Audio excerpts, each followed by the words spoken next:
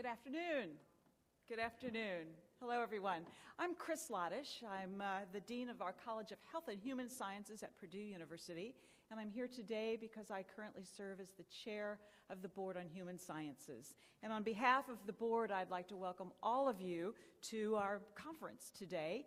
I'd also like to welcome our special guests. We have in the audience members of the Board on Human Sciences, members of AAFCS, members of APLU, and I'd like to extend a warm welcome to any other person who's not a member of those groups that happens to join us today. We're so pleased to see you. I'd also like to extend a special warm welcome to many of our new members of the Board on Human Sciences.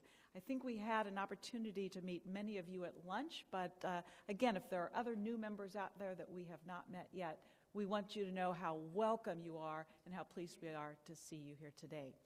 I'd also like to welcome a new audience to our conference, something we've never done before, and that is I'd like to welcome our virtual audience. Today's sessions are being recorded and live streamed, and they should be with us as I speak. So again, welcome to our virtual audience. The virtual audience idea is a partnership between Board of Human Sciences and AAFCS, and I sure hope it turns into something that we want to do every single year. All right, well, as a segue to this afternoon's session, I think first I'll recognize that most of the people in this room have a passion and a responsibility with regard to leadership in higher education.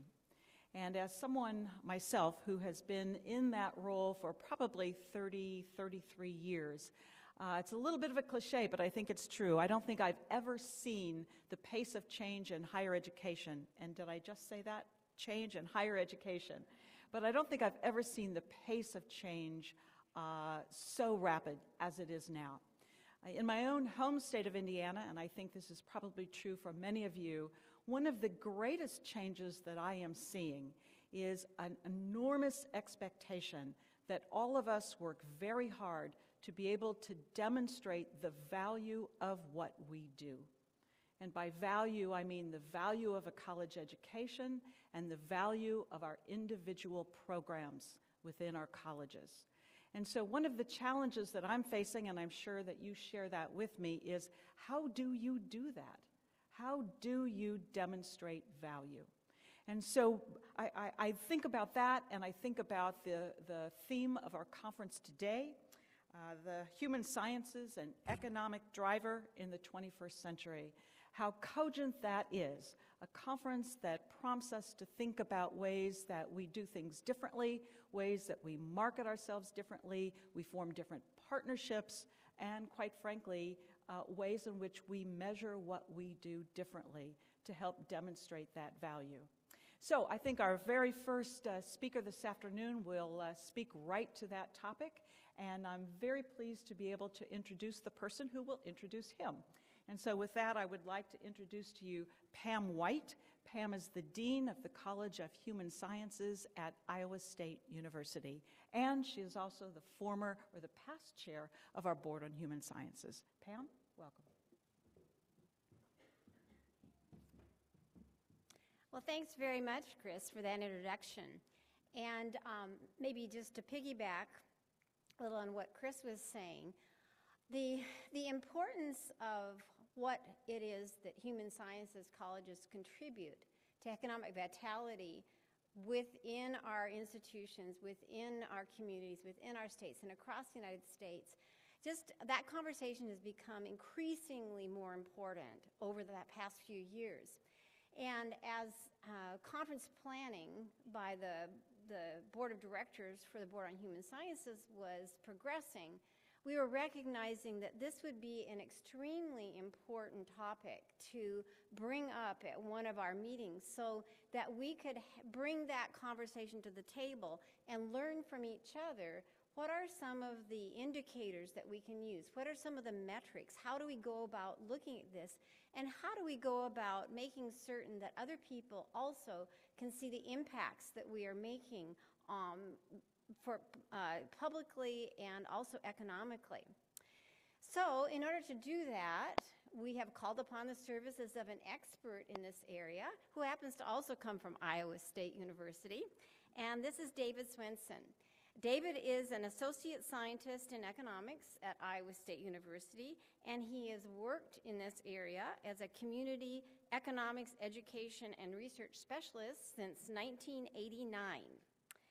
And his primary area of research and service evaluates regional economic changes and their fiscal and demographic implications for communities, local governments, and public institutions, and he's particularly done this for the units in the Midwest. He's done tons and tons and tons, by his words, of economic impact and regional economic study evaluations, and he has presented and written extensively in this area about the dynamics of change, especially in rural areas, but also emphasizing appropriate methods and metrics for measuring this impact. And he's going to talk to us today about that. Some people in the audience may have had the opportunity actually to hear David talking about this topic in a previous conversation. I think it was last June. He also presented to the broader APLU on the measurements of economic impacts, especially important for higher education.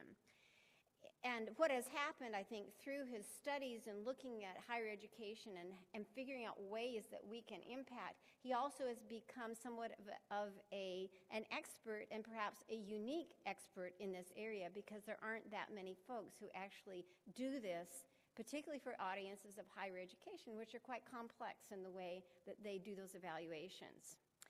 So let me just tell you a couple more things about David. He's a native South Dakotan, an Army veteran, and again, in his words, an inveterate long-distance runner.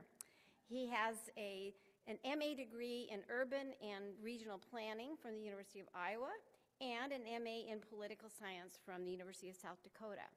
So with that, please help me welcome David to the podium or I guess he's not coming to the podium. He's going to stay down there for an exciting talk.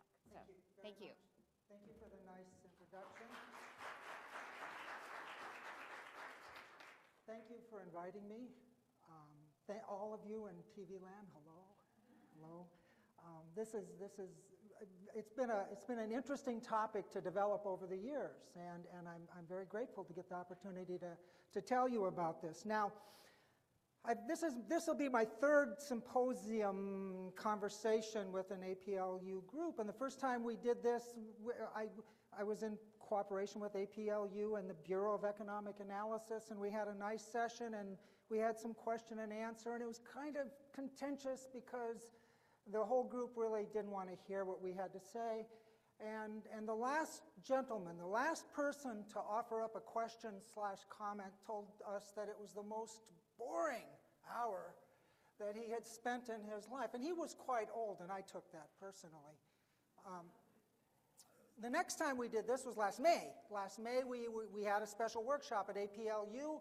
We did our workshop. We had a different reception. We had a lot of energetic and enthusiastic attention, a lot of questions, a lot of participation, a lot of opportunity to really wrestle with this topic.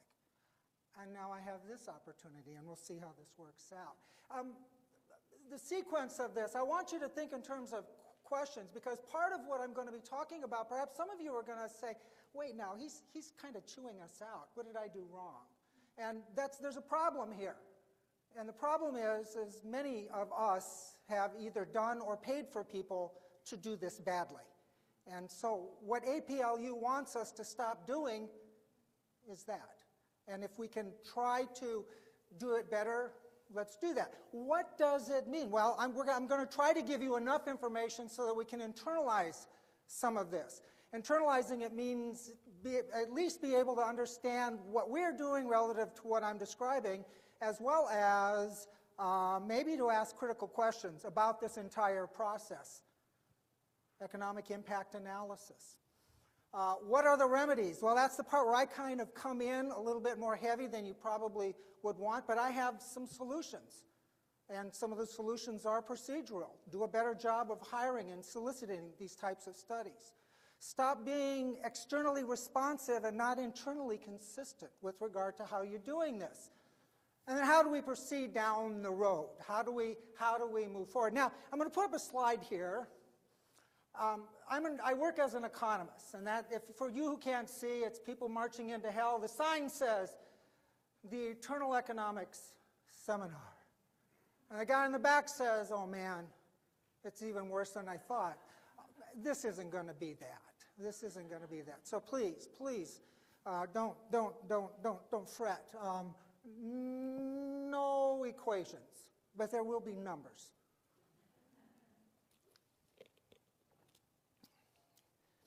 I start out by telling this story. 1999, 2000, summer of 2000, we try out new things to study. So in 2000, my research associate and myself, we said, well, let's study Iowa State. You know, Iowa State has not been doing a good enough job promoting itself. They keep talking about all this education stuff and intrinsic value to society and public good and all of that, but you know, they really don't understand their economic value. And as a matter of fact, the most rapid growing component of Iowa State University at that time was the increment to its research budget that was associated with being competitive on national grants. Economic impact. So I said to my partner, I said, let's do an economic impact study of Iowa State University.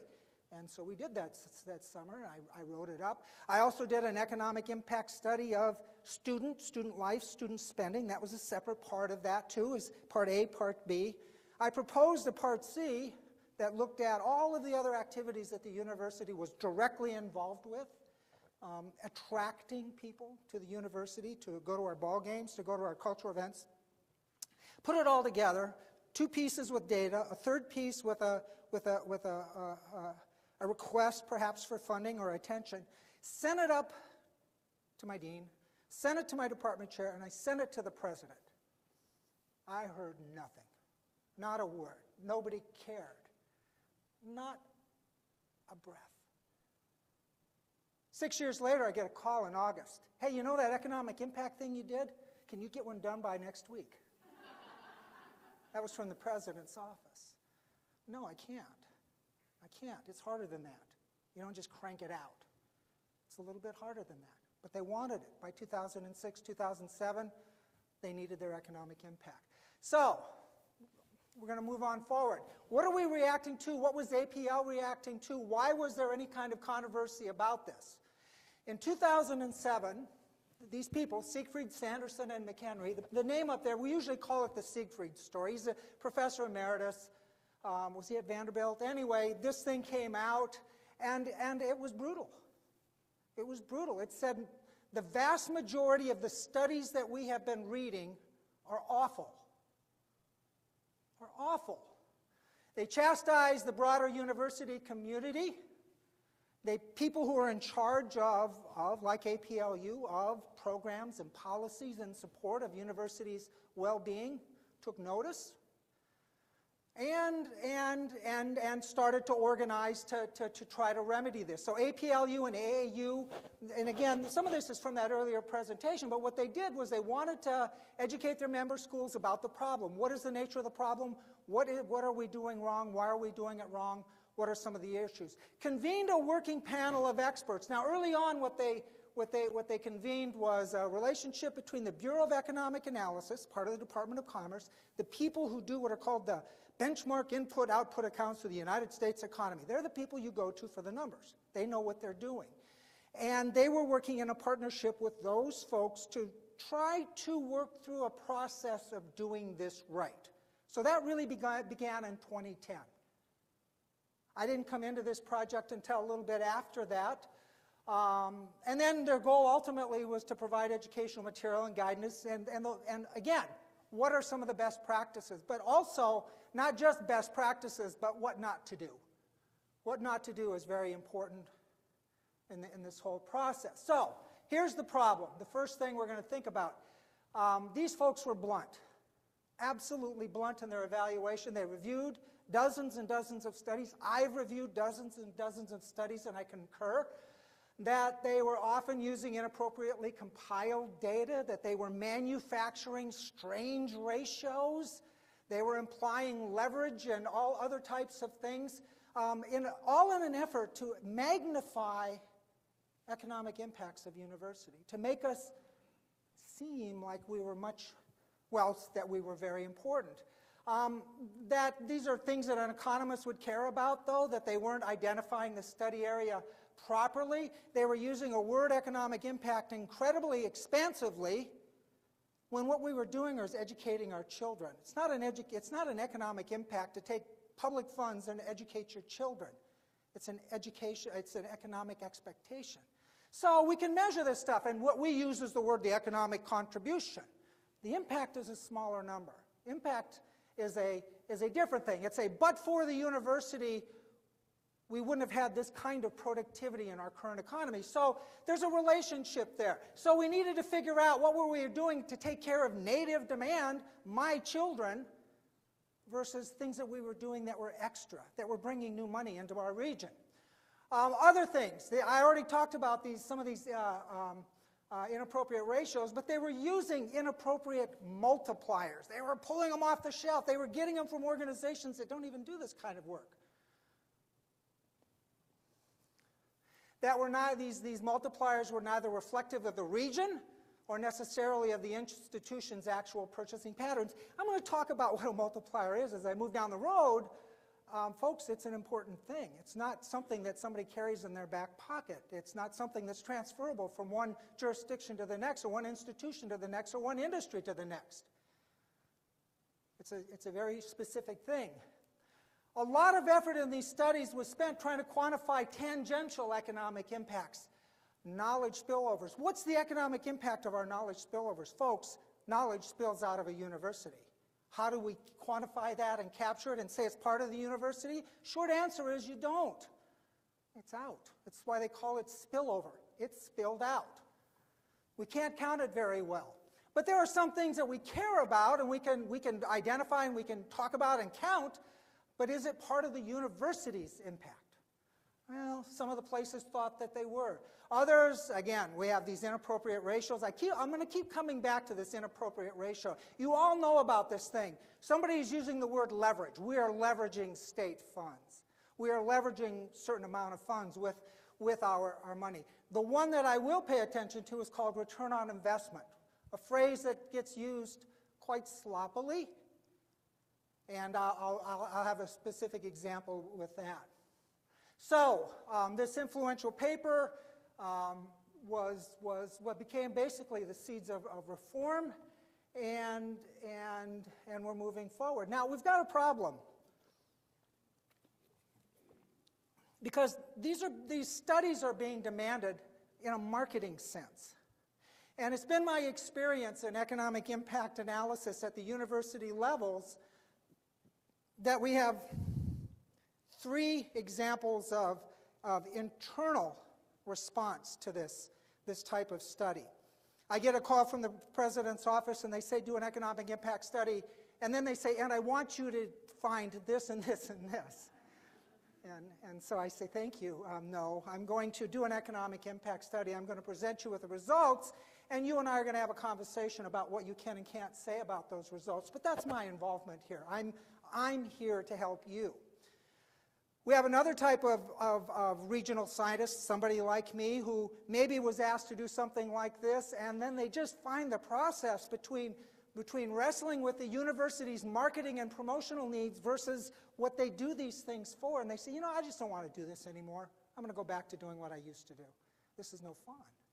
And then I got a third university group that says, what does it matter? It's just, marketing. Nobody cares about this stuff. We'll just kind of fudge the interpretation just a little bit or make it a little bit more expensive. Why not? It's okay. Well, it's that third group that's getting us in trouble.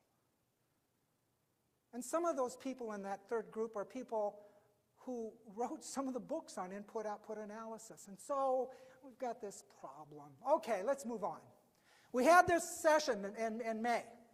Morning session, I presented, people from the Bureau of Economic Analysis presented, and we talked about the problem. And what I'm going to do here is merge that morning session. I'm going to present some of what would have been properly the Bureau of Economic Analysis component. They had a relatively large amount of time to talk about their stuff. I'm going to sneak it in about 8 minutes because I want my stuff in. No, that's not true. We then broke up into an afternoon session. And in the afternoon session, we had a workshop for practitioners, people who actually did this, who had an opportunity to work with the experts at BEA, to include me. I got to work with them as well. And then another session, and that other session was more general. It was more administrators. It was more towards the idea of how do I promote my university properly. In part, maybe we use these tools, but also what other kinds of tools should we be using? And how might we think about using those tools? I also participated in that. So that's what we did. And from what I can tell from emails back from, was it Jim Waddell or Woodle? And whoever at APLU, they said we did a pretty good job and folks were happy. And I'm happy too. Okay, impact studies. Let's move on here. We're getting into the meat of this. What do university impact studies claim, or what should they be claiming? Well, first of all, we have the conventional. We want them to describe the activities of our university. The basic university research and education activities of our standard universities. We want them to do that well. We want them to do that right. Many of our universities have other kinds of enterprises. Iowa State University has a very, very famous veterinary college. University of Iowa, where I'm also adjunct, has a great big hospital. They're enterprises. They're part of the university. They're also a different type of creature. They're off to the side. They're a hospital. They have to be analyzed separately, and we can describe those as well. We have a whole range of other university activity that goes on. Of course we have sports. Of course we have all these manners of workshops, conferences, concerts, all of that stuff that people come to a university to participate in. That happens also as well. That's part of our university. We can count that. We can do a good job on that. Okay, now I'm going to draw a line here. I have student spending. Some of that's up here in the university stuff because they stay in dorms, they pay for tuition, and they buy food on campus. But I also have a lot of student spending that's separate from the university. And so we can measure that as well. We have to make sure that we don't double count, but we can measure that as well. And then, of course, we have capital development. In input-output analysis, we treat capital differently, construction activity, all of that. But we can describe it. We can do a good job of it. We can do it. Then we have some unconventional, but often done. That return on investment. I got a special slide on return on investment. But return on investment declarations or implied leverage are things that people will use these models to come up with this one great big multiplied through output number. And then they'll try to compare it to some other level of support and or spending to talk about leverage. Down here, an attempt to take the information that we get from our economic impact and to try to translate it into something completely different in economics, which is called benefit cost analysis, to imply gains to the welfare of you and of us as a consequence of the university. Well, a university is a great big welfare-enhancing creature. That's the whole point of a university. You don't put it into an ROI model, but that's the whole point of a university. But folks would try to stick that into these economic impact models inappropriately, or to use the results to infer that we're generating net gains to society beyond those that are already understood. There are other things that are questionable. They may or may not. It's university spin-offs. We have many of them. Our university has a university research park type of activity. It's actually not part of the university. It's a strange little hybrid. I've done the economic impact of that organization, all of those businesses. I can do that. We can do that. But we have other types of things like knowledge transfers, business startups nearby that may or may not be associated with the university, faculty and staff entrepreneurship. How do you know? I don't have an obligation to tell you the business activity that I'm involved in, except on my annual conflict of interest form, and I just say yes or no or whatnot, but I don't tell you about my business. That's my business. And even the value of student volunteer activities. If it's volunteer, it's not transacted in the economy, you can't stick it into an impact model. You can play numbers with it, you can have fun with it, but you can't crank it through. There is no multiplier off of nothing. Okay? Higher education earning differentials. I have a slide coming up. Folks, we all know that the more education you have, the more money you make. Again, people would try to compile the lifetime value of a college degree. Folks, we know this. We don't. And if we have to explain that to our legislators, I'm not too sure if it's a problem with us or our legislators. Avoided social costs. Folks, I read a study that said people who go to college commit fewer crimes, and the value of that to society is enormous. I'm pretty sure the antecedents, both to going to college or being prone to crime, occurred way earlier than that college application. But I saw 2, 3. The hedonic pluses of living in a university, that's that afterglow, that beneficial halo that surrounds all universities. Again, housing values are higher.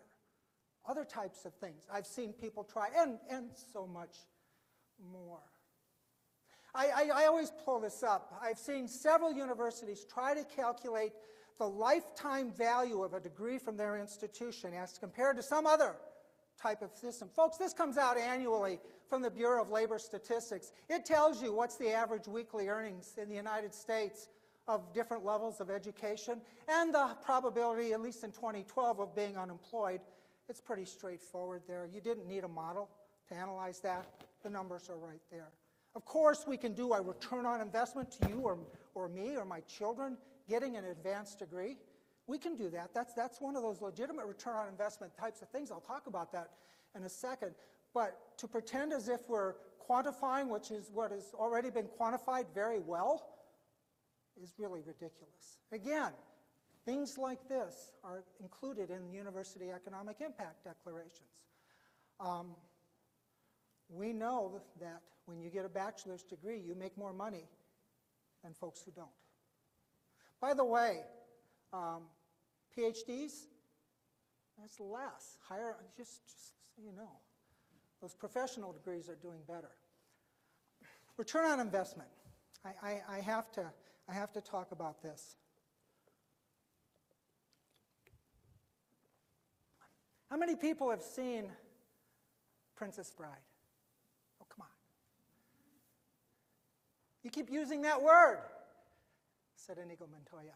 I do not think it means what you think it means. What was the word? Do you remember the word? He kept saying over and over again, inconceivable. It's inconceivable to me that so many people are using the phrase return on investment so badly. The phrase is used badly by 3 groups of people in my experience over the last many years. Economic developers, they're just kind of salespeople, and they use that phrase somewhat casually. State legislators, and of late, federal legislators as well. What's the return on investment of that? President Obama talks about the return on investment of early childhood education, or this or that. We hear it all the time, return on investment. And now college administrators. College. 3 groups that I see it using it not quite right. Now you have 401ks. You know what a return on investment means. You know it has something to do with the capital you put in and some sort of return relative to the risk. It's something there. Like I just said, we could talk about return on investment if I'm trying to figure out what's the worth of me going to college. I can do it right. I can do it the way I'm supposed to do it. I can look at my lifetime earnings if I don't get a degree versus doing a degree. I can calculate the opportunity cost. I can be a good economist and do this, and I can go out 35 years, discount it all back to the present, I can calculate a ratio. The return on investment of me getting a higher education is pretty darn good. Those are the ways that we use return on investment. But I have maybe a university in my state who paid for a study by a consultant, and that university got a statement in that report that said all of the money from my economic impact study divided by the amount of state support represented a ratio of 15 to 1. The return on investment to the taxpayers was 15 to 1. The return on investment to taxpayers in Iowa was 1,500%. What silliness. Of course it wasn't. Of course it wasn't. It was ridiculous. And those types of claims, these people, Siegfried, they actually wrote a book chapter a little bit after that. They're talking about, by the way, I graduated from the University of Iowa. I also teach economic impact analysis at the University of Iowa. Oh, did I say it was the University of Iowa? should never make such an obviously misleading statement. And of course this violates the standards that we would expect out of a university. If we had the same standards for these types of declarations as we require for faculty research, this silliness wouldn't occur.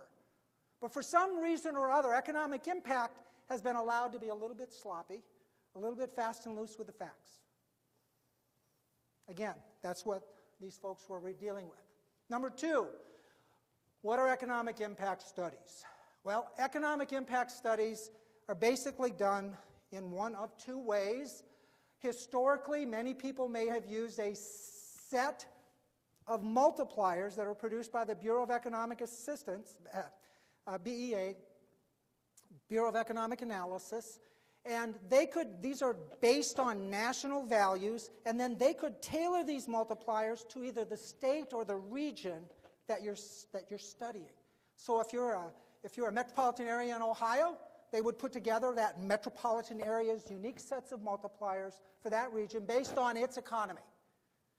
Or if it was an Ohio study, we'd get an Ohio set of multipliers. There's also, we use the intelligence that BEA produces, we as in me and we as in private companies, to also produce software and data systems that do economic impact analysis. They're a little bit more sophisticated, a little bit more dynamic. One of the more famous ones, or more commonly used one, is called IMPLAN. Stands for Impact Planning. It's been around for about 35 years. A lot of people have used it. A lot of people have abused it. It's like one of those things, you can learn how to drive a dump truck, but you don't really know where to dump. There's other things you need to know about driving a dump truck than just driving the dump truck, and IMPLAN is one of those. Because of sequestration, RIMS isn't producing multipliers anymore, so the company is now producing those multipliers that BEA doesn't produce anymore because of government cutback. There's another company, MSI, it does the same thing. Matter of fact, they're kind of famous for higher education economic impact studies. They're one of the companies that really can crank this stuff out. I'm not criticizing them, I'm just saying this is one of their bread and butter. And then there's a company called REMI, very expensive. It's more of a forecast model. You shouldn't be using this for small area economic impact studies. So we have these models, and these models have rules and for applying these models, and they're either coefficients or they're dynamic systems that we work with. But what these things do is they translate college spending, your output, or put it differently, your demand for inputs within the regional economy into a value called industrial output. That's why they're called input-output models. They produce estimates then of the labor income that gets associated with some sort of industrial activity, and they also produce a declaration of the job amounts that would be associated with that. Now, if you went up and you didn't do anything, you just went to the university section in that Ohio metropolitan area's RIMS 2 multipliers, it's private colleges and institutions. There's not a public colleges and institutions, there's private. Public is part of state and local government education. So you're lumped in with pre-K and K through 12 and everything else. So it's the private sector, and so the multipliers in that system are Barb's School of Beauty and Bob's Radiator Shop and Harvard. It's kind of that could be the same, but it's not representative. We can use these modeling systems, we can modify these modeling systems to more accurately reflect our universities, and that's what I suggest that we do. But the point is, just because someone says, I'm using the RIMS 2 multipliers, or I'm using IMPLAN, they're still using that private sector. They're not using the university model. They're not. Here's what an input-output model looks like. I have columns, buying industries, and I have rows, selling industries. All it is a declaration at one point in time of the transactions between industries. And this industry is buying goods and services from A, B, and C. And A, B, and C are selling goods and services. And we have this square matrix, this model, it's math, it's all fine, it's all good, and it works very well. But what it begins with, right here, is your economy. And if your model is not starting with your economy, then it's inappropriate. And your economy is what? It's usually either a regional economy, more likely, or maybe a statewide economy if you're if you think you have statewide value. My university thinks I should always use a statewide model to study Iowa State University because Iowa State University is in every county in the state of Iowa. Therefore, it must have an economic impact that extends statewide. Well, no, it doesn't. We'll talk about that another time. It's smaller than that. But the point is you begin with the model of your economy. You start out with your economy. So we have a sequence. We take university spending. We apportion it properly into capital and not capital in different categories. I make sure I understand how much the university is spending for employment, how many jobs there are. So I begin with that. I translate that into regional industrial output. I modify the modeling system.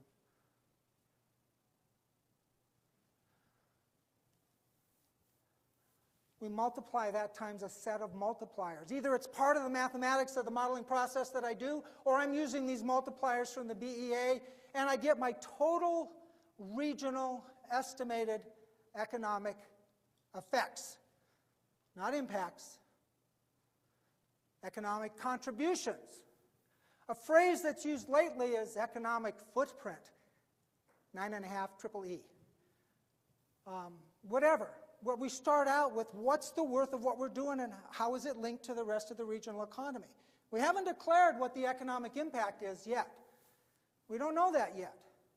At first blush, first pass through, what we know is what's this university contributing to all of the regional economic activity through its multiplied through relationships, because it demands inputs from regional suppliers, because those workers that are supplying those inputs and those workers that are at a university are converting their labor incomes into household spending.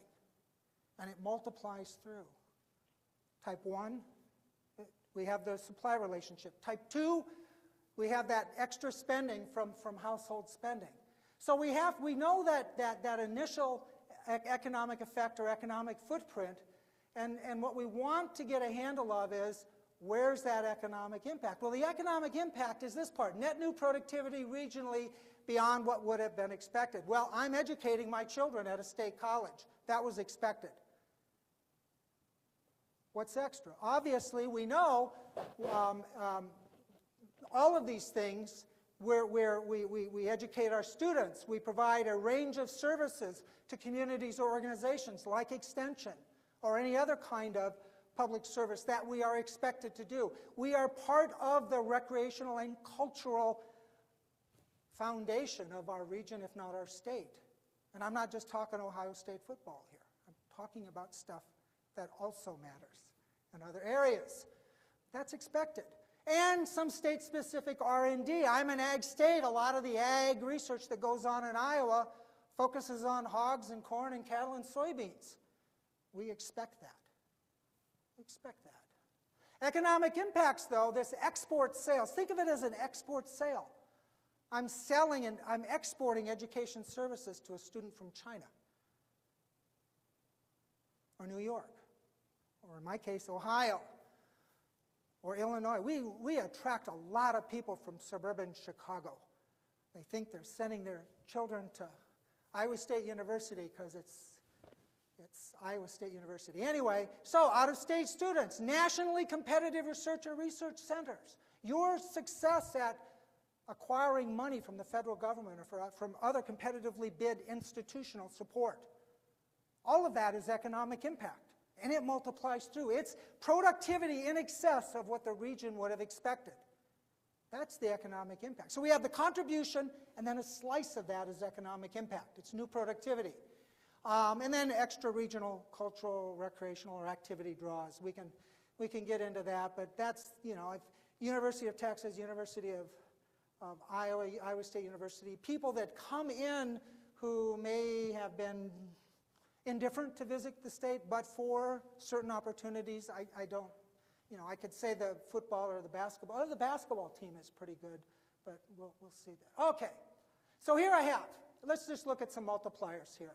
And what I want to show here is how they may be, they range given what we're doing. And what I have is $1 million of university output. I've translated university spending into $1 million worth of output. I'm just standardizing it here. And here I have RIMS 2. These were from the BEA for last year, multipliers. This is in plan for the state of Iowa, unadjusted. These are for that private college sector. Private college sector and universities. Barb School of Beauty and Harvard. Remember, they go together. We've got those. And then last year I built an ISU, Iowa State University, metropolitan model for Iowa State University that took into account its actual logical regional territory. And I modified that model. I got rid of the private sector line of that thing, and I reconfigured that university line to only reflect my university, to reflect the spending characteristics of my university. I tailored that model to as close to Iowa State University as I could make it in that modeling structure. Well, you can see that there's a lot of variance. First of all, these are state models, and this is one metropolitan subset. The RIMS 2 model said, well, they expected 18 jobs per $1 million. The in-plan model, about 19 jobs per $1 million worth of output. That's not a big difference. That's no big deal. Who cares? A little bit different on the labor income expectations. When I used a smaller region and really tailored it down to the employment and the labor payment characteristics of Iowa State University, I was significantly different than these state models. Only 13 and a half jobs, but the pay was better. The pay was better because we pay better. We pay better than that statewide average would be in Iowa. We can run this thing through the economic impact logic or the systems that we use. In this case, we're using multipliers. In this case, I'm using the model. And we can get the total regional or economic contribution. And you can see that these numbers vary quite a bit. First of all, this is the total output that multiplies through 1.78, 1.712, and then in a small regional one, 1.6. My output multiplier is just this number divided by my million, 1.62, 1.71, 1.78. I'll show you that in just a second. The job numbers are a little bit different. They're like what we would have expected, I guess a little bit. But the total labor income numbers are quite different. Depending on how you did this, whether you specified it right or wrong, right, not wrong but not informed, you could have got some significantly different values. These are the multipliers. That's all. These are just, this times these things equaled that. And you can see, though, that there's quite a difference. Look at this in-plan statewide model. The labor income multiplier, for every dollar of labor income paid up here, it said that there was another $1.01 in the rest of the economy, versus my model that said, no, there's just another 40 cents. So the possibility of messing up is pretty big when we do this stuff. Okay, so I'm going to move into the prescriptive section of this conversation. I want to try to wrap up, if I can, by, what time do we finish at? 2:45. So by the bottom of the hour, so that we can have some questions and answer, or hopefully answers questions. Okay, first of all, our contributions. Again, we want to produce educational material. We intended, in partnership with BEA, to produce a BEA Department of Commerce paper, white paper on this, as well as some other stuff. Because of what's happened in sequestration, we're not getting all of our parts and pieces out, but we did produce quite a bit of educational information up already at APLU. What we really are interested in is making sure that, A, that we can compare one another legitimately, and B, that we're using standard, reasonable methods to generate our economic impacts, uniformity of economic impact, all of these types of things we're very, very interested, but defensible information. The chair of the Education Appropriations Subcommittee in the Iowa General Assembly is an economist. Now, my rule has always been, if I can't go in front of them and answer credibly, I better not be doing the research. And that's my standard, but that's because he scares me. His name is Herman Hornbach. Perfectly good guy. All righty. So we have a modeling system or tables of multipliers. And I have a series. This is part of a paper. And I started out with a series of proscriptions. We have economic contributions. What do you want to know? Are your analysts using a valid, reliable, credible modeling structure, like RIMS2, like IMPLAN? I mean, you need to ask this stuff. And have those models or multiplier tables been properly specified for the right region? I have seen people using national multipliers to talk about a state or a local impact. I've seen people using state multipliers to talk, and I've seen people using other state multipliers because that state's kind of like ours. Illinois is kind of like Iowa. No, it's not. Now, folks say, well, maybe you get this backwards. This process and reliable reporting is the next thing. Competent analysis. The competence of the analysts. Well, how do you know? We don't have a little badge that says, I know I.O. We don't wear one out. We don't know. How do you know? So do these people have a solid and thorough understanding of I.O. methods and procedures?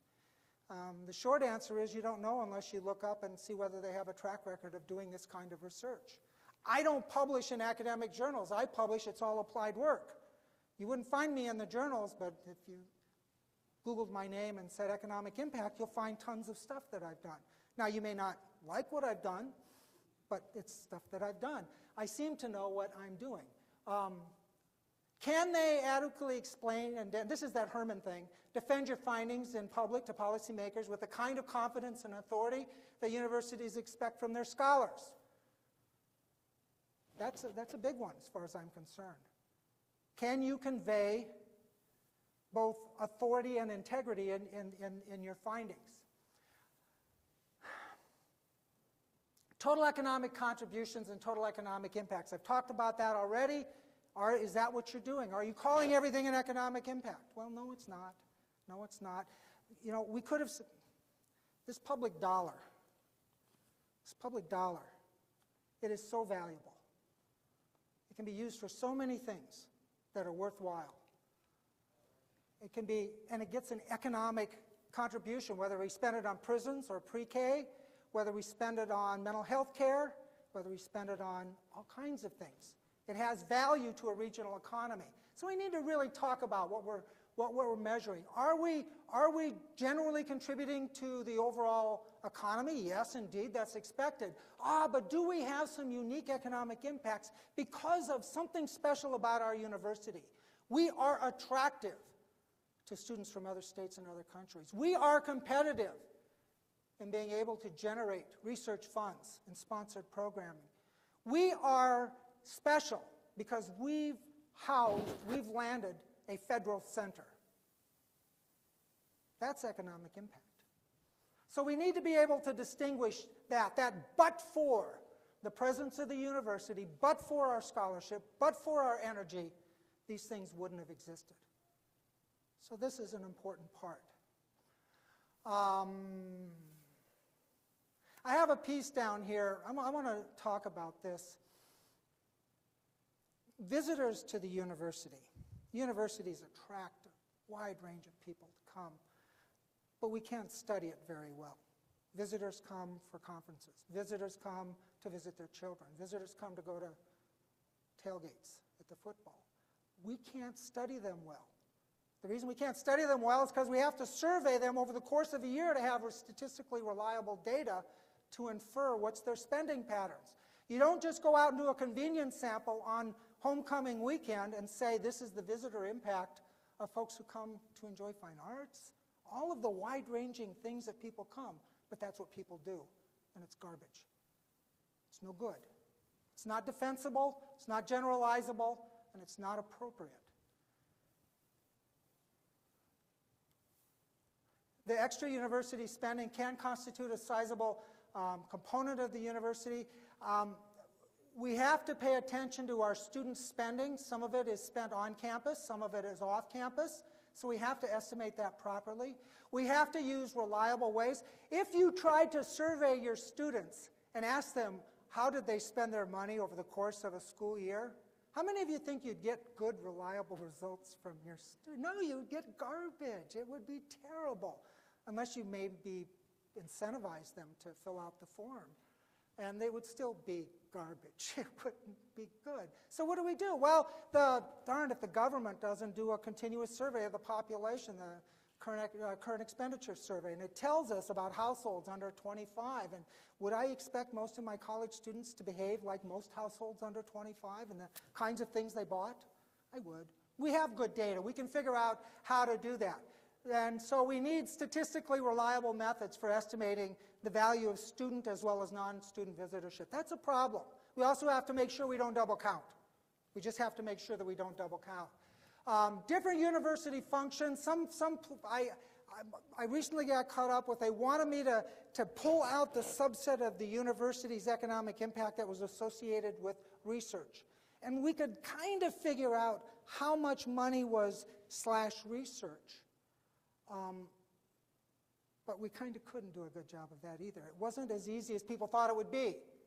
It wasn't as easy as people thought it would be because we didn't quite know how to allocate some of that, again, between what I said, which was research that was intrinsic to Iowa State University versus research that was special because we were nationally competitive in sets of areas and were bringing in new money. So this can be an issue, working our way through this. The next part of the prescriptive thing had to do with reporting the economic outcomes. And in reporting the outcomes, the standardized reporting of the results and this clear and concise language. What we want is findings in a manner that allows us to understand the components of economic activity at the university. No made-up words here, no made-up ratios, and do the results make sense? Do the results not pass the smell test, but pass the giggle test? You know, really, what we want is, come on, don't be silly. Does this make sense? Okay, I'm going to use this one. Remember, I teach a graduate class at the University of Iowa on economic impact analysis, but a few years ago, the University of Iowa hired a private firm. And that private firm relied on something called the American Council on Education Multipliers for Iowa. That's a quote. That's a quote. Folks, there is no such thing as the American Council for Education Multipliers for Iowa. If there is, I couldn't find them on their website. And then they had this statement, and I'm not going to tell you who they were, but they say we had an employment multiplier of 2.5 for the University of Iowa project. And while an employment multiplier at the state level, they may be as low as 1.4. Remember what I showed you? They were about as low as 1.4. They're higher at Iowa because there's a large amount of out-of-state visitors, research grants, and the impact of that has nothing to do with the multipliers. Okay. So they declared a multiplier for output for Iowa. Remember the ones before at the state level were 1.6, 1.7? Theirs was 2.3. The IO model for that year for Iowa, just not doing anything to it, was 1.71. They had a jobs multiplier of 2.5. For every job at the university, there was a job and a half in the rest of the economy. But the model that I'm working with, that we try to do, said 1.35. Quite a difference. Or you say, oh, you know, a little of this, you say tomato, I say tomato. Is that what this is all about? Not really. On the economic output side, the secondary effects are exaggerated by 83%. And you go, oh, okay. But the job effects were exaggerated by 330%. That's not okay. That's not okay. And then I get a call from somebody at my university saying, how come our numbers aren't that big? And what do you say? You say, they didn't do it right. But they got a headline in the paper. They didn't do it right. So appropriate characterization of the findings. It's not just that you have to know what you're doing. We have to do it. I'm going to harp on this in private investment jargon thing. Do we lapse into using return on investment language? I know it sounds good. Try not to do it. Or if you are doing it, make sure that it's clear that that's what you're talking about. That indeed, I'm really talking about, remember that student that was making a decision as to whether to go to college? That my welfare is going to be enhanced significantly if I choose path A versus path B? That makes sense, and that's a true statement. But taking the output, let's say the Iowa State University has $1 billion worth of spending, and they run it through the model, and it ends up being an output impact of 1.5, and we have $150 million, just make it up, $150 million worth of state support, and then saying we have a return on investment of 10 to 1. Folks, that makes no sense. You're not repaying the taxpayers. You're comparing an economic outcome with an input. You're not paying the taxpayers back. The worst one I see every once in a while is somebody getting all of the tax payments that get generated off that $1.5 billion multiplied through value, and then comparing that to the state's contributions and saying, they do get paid back. No, all of those households at those incomes that were taxed, they demanded state services. That money got used up. There was nothing left over. Conveying the spillovers and other benefits of universities, have they attempted to impute downstream economic activity? When we first talked about this thing, getting folks to understand that economic impact analysis begins at the university and then only measures upstream, your relationship to all of those institutions or businesses that are supplied or directly influenced by you. Economic impact models don't measure downstream stuff. They don't measure spillovers. They don't measure industrial agglomerations that occur because we have an industry or a university that is specialized in this, makes it convenient to have industrial activity like this. No. You can measure them, but it's not the universities, and the relationship to the university can't be measured. Not well. So the downstream economic activity is a problem, and a lot of places, but they said when we were having these early, but what about all of our spillovers? And what did I say before? They've spilt over. Once they spill over, you can't grab them. That's why they call them spillovers. Entrepreneurship, this is one of those interesting areas. Yes, we can do a good job with incubators and business development centers. We can look at a lot of that stuff, but we really do need to separate out that which is truly university activity versus that which is not quite university activity. We have a lot of this going on. Private economic gains trying to be folded into the universities. The value of my consulting or the engineering department's consulting being folded into the universities. No, it's not. It's the engineers. The value, I said, of student volunteer work trying to be folded in. I can't measure that. I can't measure that. Jane Smiley, she was a teacher at Iowa State University, wrote that Pulitzer Prize-winning book, 1,000 Acres. That's not ours. It's hers. You can say that we had Jane Smiley for a while, and we can do whatever we can't, but her economic impacts are her economic impacts. They're not ours. Okay. I want to finish up here, and I don't want to beat this to death, and I know I have. I'm going to move through here. Useful tools.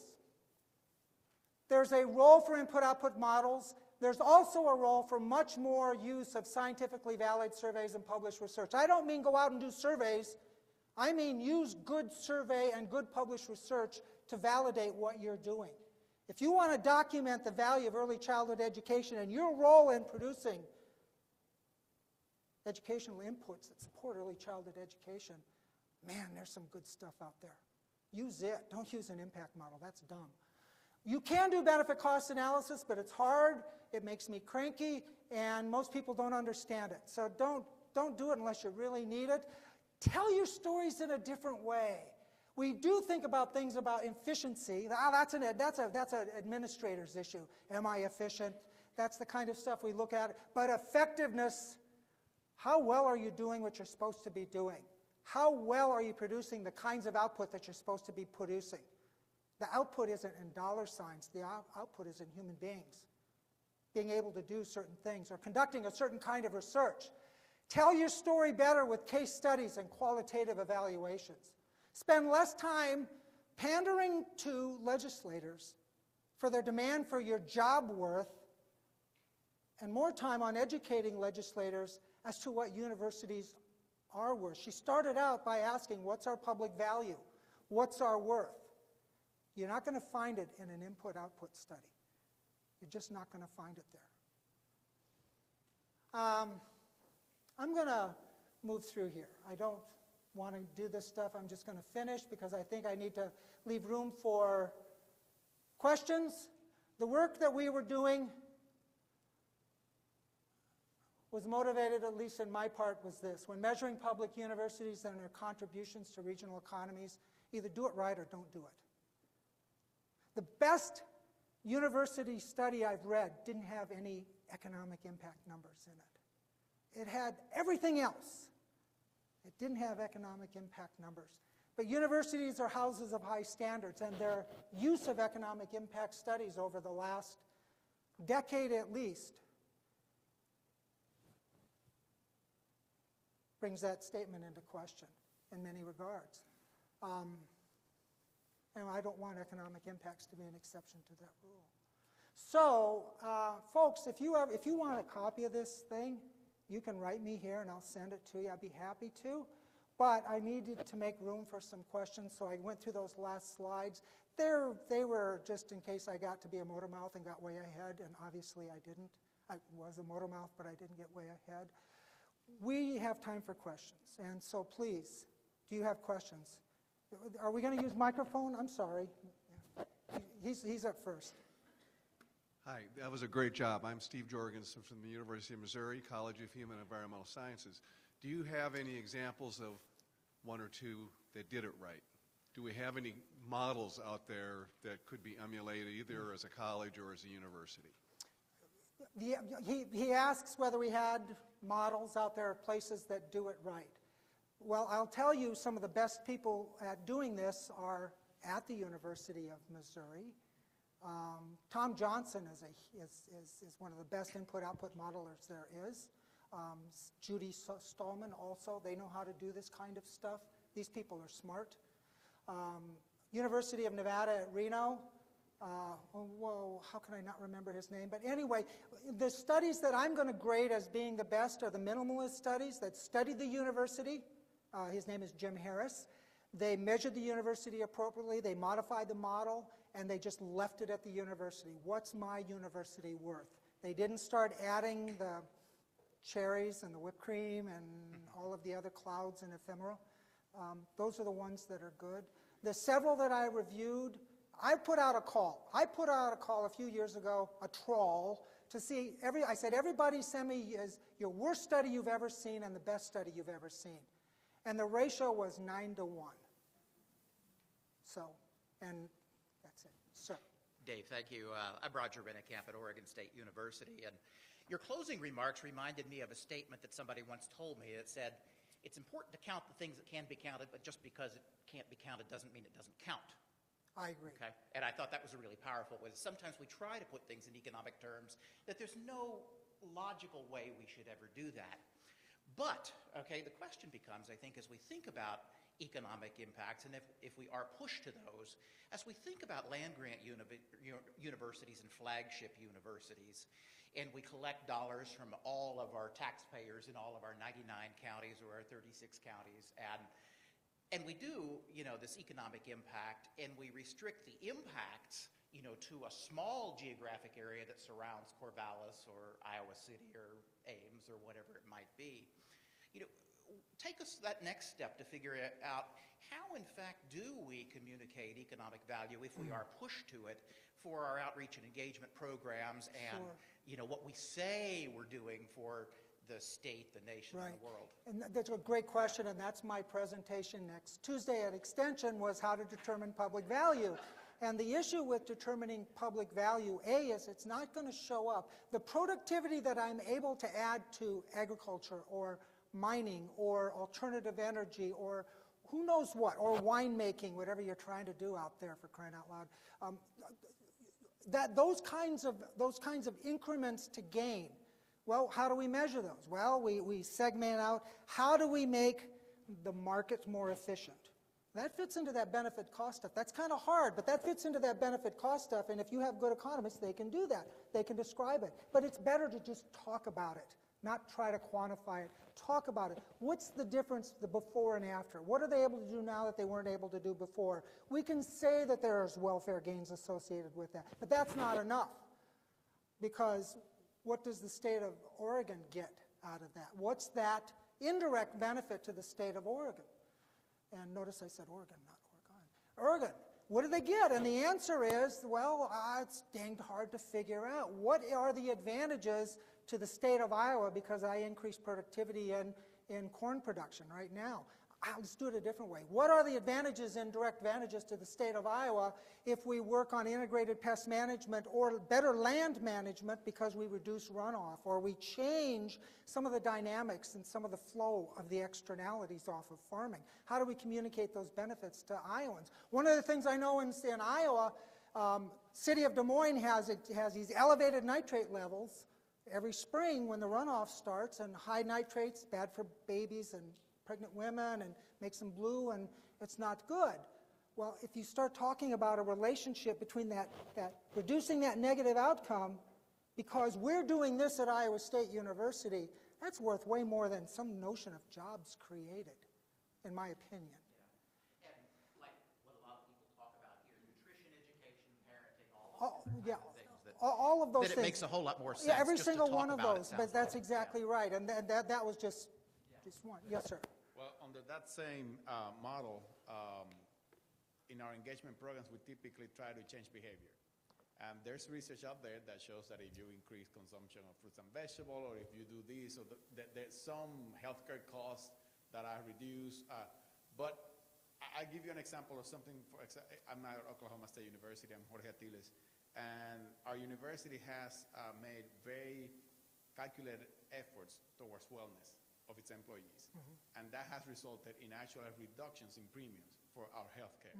So that has been able to be, I don't know what kind of formula they use to prove it, but the fact is that the conclusions were done. I mean, That's a perfect example of return on investment, okay. that you could legitimately use it. And what I'm saying is, my university has engaged in a series of wellness activities to promote wellness, which is a value to me. My wellness is my value, but we get some indirect value at the university as well as at the state level. And there is then a return on investment, because productivity goes up, sick days go down, insurance costs are quelled, and you can put those kinds of things in. What you do, and that's exactly how you would present that on a beautiful slide. But you wouldn't talk about how many jobs are created from that, which is what I have people trying to do. Yeah. That's example, one of the best examples, though. So if you do, let's say, home buyer education, Yeah. and you get people ready to be able to buy a home, and they buy a home, and then there's the stretch. Well, because they bought a home, they created more opportunities for employment, and more houses were built, created jobs. I mean, I know what you're trying to say. My final question is about how do you handle in those economic analysis the issue of our university receiving less state dollars? I mean, a lot of time universities are motivated to try to prove an economic impact, to try to get legislators and others to contribute more to the pot or take less. Right. But right now, universities, it's multi-funded. I know it. The private dollars that are paid for tuition and paid for more than the state dollars. Yeah, I'm at a loss on that. I'm going to do this with return on investment. I want you to think about this something. Remember that example I just said? Iowa State University gets $150 million worth of state money, but the multiplied through. So the return on investment in somebody's head is 10. Well, if the state funds us less next year, that return on investment increases. If I'm different, I'm a parent, I got 3 kids in college at the same time, and I'm trying to figure out my ability as a parent to leverage state funds, and I flip that ratio around, is what are my contributions relative to the state's contributions, maybe I start making a decision about another college. My daughter got a scholarship to go to Iowa State or Oregon State University for about the same price as going to Iowa State University. All of a sudden I maybe change my mind because somebody makes me mad, or they keep bumping up the cost, because as those state values go down, those household values go up. Those ratios can get you in trouble. All you need is a clever person to say, whoa, I'm getting hosed here. Another question from way in the back. My name is John Buckwalter from Kansas State University. Hi. Very interesting presentation. So let's say that we clean it up and we do it right at the university level as far as these economic output metrics. Do you see a similar problem in other industries? So for example, when they say we need to build this brand new football stadium in Dallas because we're going to have this economic impact, do they have similar flaws in other industries? Yeah. And if so, even if we clean up our act, how are we going to then compare apples to apples instead of apples to oranges and Okay. apples to The bananas? apples to apples thing, it's a good question. It's a great question. By the way, John Leatherman at your university knows this stuff inside and out. Make him do it. Make him do it. Apples to apples. What we want, what we've been trying is to get you folks to compare yourself to other universities in a credible way. We want to clean up inside the universities. The question about sports centers, they're all bad. They're all worse than you can imagine. They all manufacture. You remember Enron? We remember Enron. Who was the company that audited them? Arthur Andersen. Arthur Andersen may or may not have done something wrong, but Arthur Andersen, or Anderson I guess it was called, perhaps was influenced by the flow of money on the consulting side, on their accounting side. So the point is this. The private sector does a lot of this stuff. They do it procedurally right, but substantively in error. They pay attention to what their clients tell them, and then they report language vague enough to bolster their clients, or they use words like economic impact or economic contribution, and they over-describe the economic activity without truly declaring how much of this is net new. When I had a Super Bowl in New Jersey a little bit ago, and they talked about the economic impact of the Super Bowl, you say, well, how could it not have had an economic impact? Well, first of all, it crowded out a ton of stuff that would have happened in that region nonetheless. It created a wide array of public costs. There are all kinds of things. New sports arenas. No, none of it. None of it. There's a really good body of research that says nearly all of it does not produce net new productivity to the region. Yet we build new stadiums. We just voted down in Ames, the convention center, Sheeman improvement. They made a big deal out of the economic impact. One of the economic impacts that they claimed was based on a misuse of my multipliers. They over-described the effects to include the fiscal returns, and it came back around and bit them, and it lost 2-1. Don't compare yourself to the football stadium, the convention center. They all lose money. They all are a public drag, and they have value to the region that has to be justified in non-economic terms. They are a part of the bundle of amenities, and that's why in the Twin Cities is building the forever losing Vikings another stadium. We got one more question here. I have one more question, I guess. Tammy Bray from Oregon State University. I'm thinking about maybe what we're talking about kind of infringed on economist terminology, and it's all incorrect. So that kind of got you upset because we use the discipline's language wrong. That's not how we should do it, because there's no good evidence, and years of research have shown those are not the language. However, I keep thinking about, it is true what you're saying. If you do accounting, it's definitely wrong if you account this, you can't count them. I'm just thinking about recently our university has which is international student, very specifically recruited, strategically placed. We can study, I can think about it, study the way that you're talking about, that part, input and output, and then I got it. But the influence, the way that you talk about it, said, how about the influence on the economy? Because we can't ask them how much they spend, so we can't count them. But, so that's not part of it. But I know the local economy, somebody got to know that labor economy has increased significantly but I can because measure that. Can you? I can measure that, sure. I'm going to grab that stuff associated with your student spending and that slice that's due to your international students or your out-of-state students. I can figure out what that is. I can do a good job on that. The big issue with that is making sure that you use good survey data to infer how they spend their money. We can do that. That part we can do. And in my next presentation, I'll actually show you that we can do part of that. So, are you cool with me? I really want to, you said there's 4 parts of it. I heard the problem. I heard you're not supposed to do, but I haven't heard the remedy. I'm sitting here, it says, I know what I'm not supposed to do, but right now I'm frozen. Oh, yeah. What's the remedy? Next session. No, stop it. I'm not blaming you. Stop it. I'm done. Thank you. Well, thank you very much. And yes, in the next session, David's going to use human sciences as an example. And in fact, we offered him up our college with data.